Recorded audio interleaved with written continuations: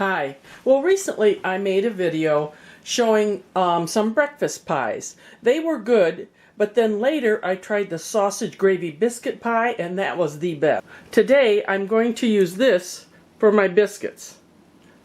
And these are like 2 3/4 inch pie tins that I bought on Amazon. For the bechamel or white sauce, I have 2 cups of milk, 5 tablespoons of flour, and 4 tablespoons of butter. Now, a lot of times I double this recipe. I am going to be doing, I think it's about 1 pound of Jimmy Dean sausage. I'll see how much I use in the end. The first thing I'll do is brown the sausage. Then I'll take that out of the pan and I will make my bechamel or white sauce in here. Hopefully there's a few drippings from the pork, but everything is so lean these days it might not be. Anyway, we'll finish it off in here. Then we're going to shape them into our little pie tins and bake them. As my sausage is starting to brown, I want to remind you that when I made my first batch of breakfast pies, I used crescent dough, I used biscuit dough, and I used my mom's pie dough recipe. And for most of them, I would say the biscuit dough was the best. And it actually tastes like a biscuit when you're eating it. That's why I'm sticking with the biscuit. You know, I found from watching other YouTube channels that watching something brown is about as much fun as watching paint dry. So I'll show you when we're done. There's my sausage. It's browned. I think it's 1 pound and I probably won't use all that. If I don't, I'll put it in a baggie and put it in the freezer and mark it for more sausage gravy. Now in the same pan, in all the drippings, I don't know how they're making this pork so lean. There's never any drippings anymore. Anyway, I'm going to start my white sauce. And I will be using some salt and pepper too. I have to tell you, when I want to tell you though, you want to lower that heat on your pan because you do not want to burn the butter as you're melting it. I don't like the taste of burnt butter. Anyway, as that happens, we had this salt shaker in the other room where we eat, and my great niece, when she was real little, she was using way too much salt. So I took Scotch tape and I covered up half the holes.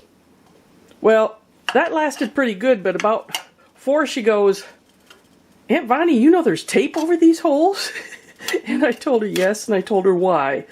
I don't know if that slowed her down or not later, but we're going to let this melt and then add the flour. There, the butter is melted, and as you can see, it's a yellow color. If you burn it, you can smell it and you can taste it, and it'll be more brown, and you don't want that. So now I put my 4 tablespoons of butter in here, and I'm putting in my 5 tablespoons of flour. Now this combines real quick, but what I do is I stir it for about a minute. You're getting that flour taste out of the flour. And if you've ever had something where the sauce tasted like flour, that's why. So you just do this for like a minute. Somehow it works. And as you can see, there were absolutely no drippings. I guess that means we'll add more sausage.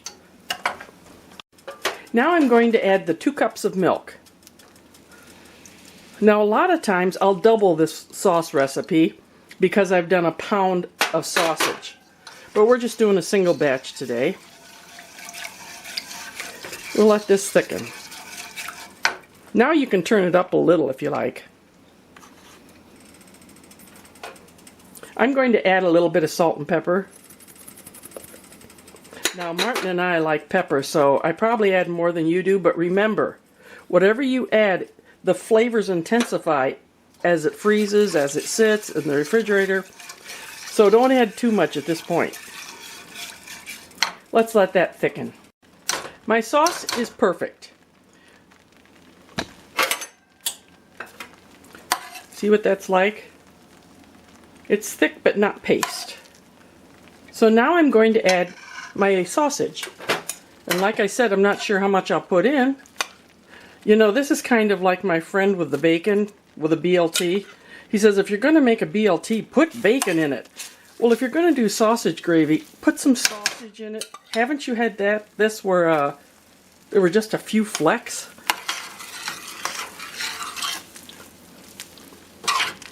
So when you do this, stop when you think there's enough. Just a little more. And I'll save the rest for another time. This is done. See this? Let me see if I can do this. This is done. I'm going to let it cool down now, and then we'll start constructing our pies. I love my mat, but for making a fin, and I'm going to roll these biscuits thin, I need to use my mom's secret of the wax paper. I can roll it thinner and control it better. So, here are my biscuits. Now, I don't know how many I'll use, but I'm going to bring them in half. Not quite half. I want one side to have a little bit more than the other. This is a skimpy one. This will be the hat. This will be my bottom. So now I'm just going to roll it.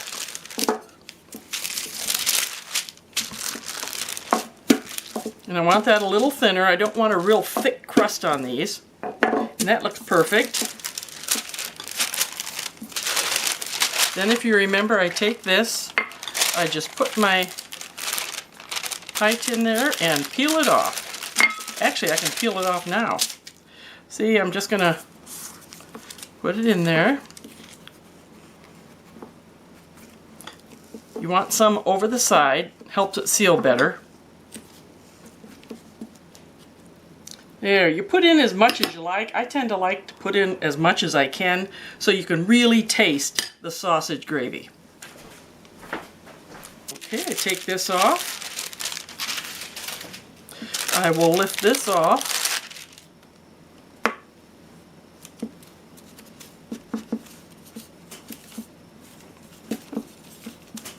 You can use a knife for this. I'm just so used to using my thumb.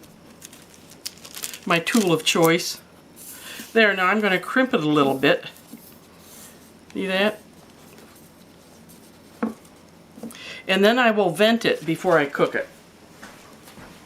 There's another one done. Now I'm going to finish the rest for you. Now I did have sausage gravy left.